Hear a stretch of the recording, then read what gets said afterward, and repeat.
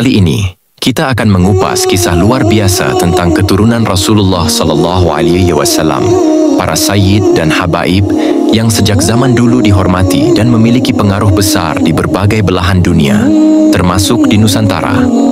Di Hijaz, kawasan yang kini mencakup Makkah, Madinah, dan Tabuk, keturunan Rasulullah mendapat kedudukan istimewa. Mereka diberi gelar khusus, yaitu syarif untuk laki-laki dan syarifah untuk perempuan. Di luar Hijaz, masyarakat Muslim menyebut mereka Sayyid dan Sayyidah, atau dengan gelar habaib.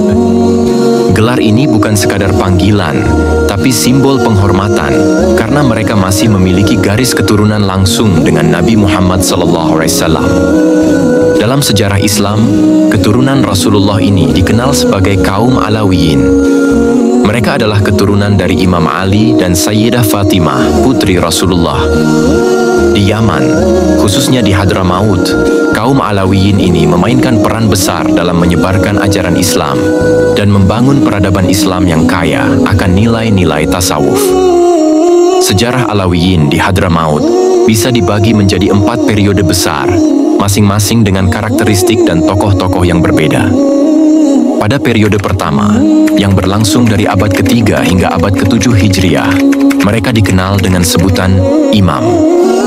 Periode ini ditandai oleh perjuangan keras Ahmad Al-Muhajir, salah satu tokoh penting dalam sejarah Alawiyin, yang menghadapi tantangan besar dari kelompok Khawarij, salah satu kelompok yang menentang ajaran Ahlus Sunnah.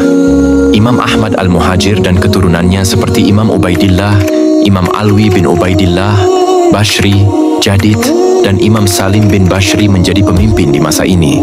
Mereka berperan dalam memperkuat keilmuan, akhlak, dan komitmen dalam berdakwah. Pada abad ke-7 hingga abad ke-11 Hijriah, kaum Alawiyin memasuki periode kedua dan dikenal sebagai Syaikh. Pada masa ini, sosok Muhammad Al-Faqih Al-Muqaddam muncul sebagai tokoh tasawuf yang dihormati. Ini adalah masa berkembangnya ajaran tasawuf yang penuh nilai-nilai spiritual yang tinggi, sekaligus masa pertumbuhan ekonomi mereka. Muhammad Al-Faqih Al-Muqaddam, yang lahir dan besar di Tarim, menjadi tokoh sentral. Ajarannya tentang cinta dan kerendahan hati menarik banyak pengikut dan memengaruhi banyak ulama hingga sekarang.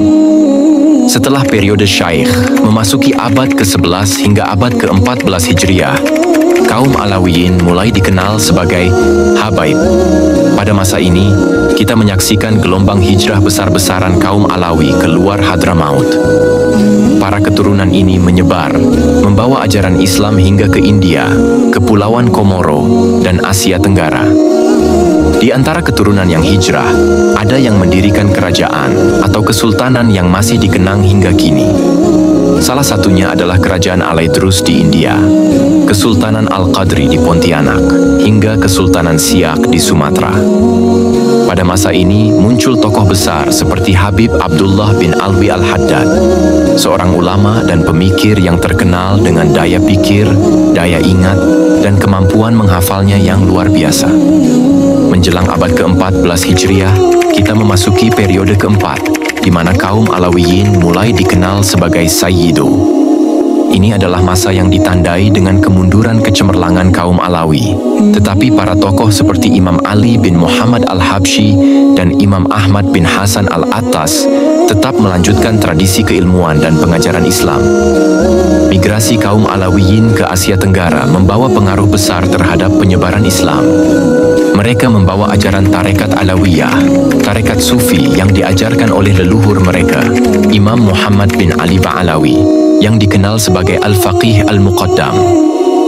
Tarekat ini berkembang pesat terutama di Nusantara dan menyebar luas hingga ke Indonesia, Malaysia, Singapura, bahkan hingga ke Afrika. Kaum Alawiyin juga dikenal sebagai pelopor perdagangan dan ekonomi di Nusantara. Orang-orang Hadramaut, yang sebagian besar berasal dari keluarga Alawiyin, berlayar melintasi lautan menuju Aceh, Palembang, Pontianak, dan terus ke Jawa. Mereka membentuk koloni-koloni Arab di pesisir dan terlibat aktif dalam perdagangan lokal serta pembangunan ekonomi wilayah-wilayah ini.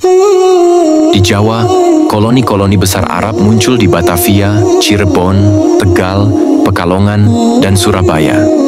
Mereka tidak hanya menjadi pedagang sukses, tetapi juga membawa nilai-nilai keislaman yang tinggi. Banyak dari mereka menjadi ulama, dan ada juga yang diangkat menjadi pemimpin wilayah. Bahkan, keturunan mereka memiliki posisi istimewa hingga sekarang. Sahabat semua, sejarah kaum Alawiyin atau yang kita kenal sebagai para habaib ini adalah bukti nyata dari perjalanan panjang yang menghubungkan Hijaz, Hadramaut, dan Asia Tenggara. Mereka tidak hanya datang untuk berdagang, tetapi juga berdakwah dan menyebarkan ajaran Islam dengan cara yang damai.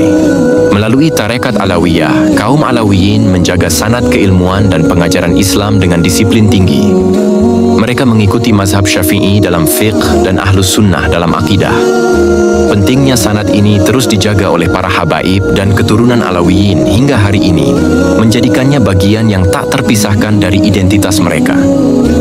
Kehadiran mereka di Nusantara membuktikan bahwa Islam bisa tersebar secara damai dan penuh kasih sayang.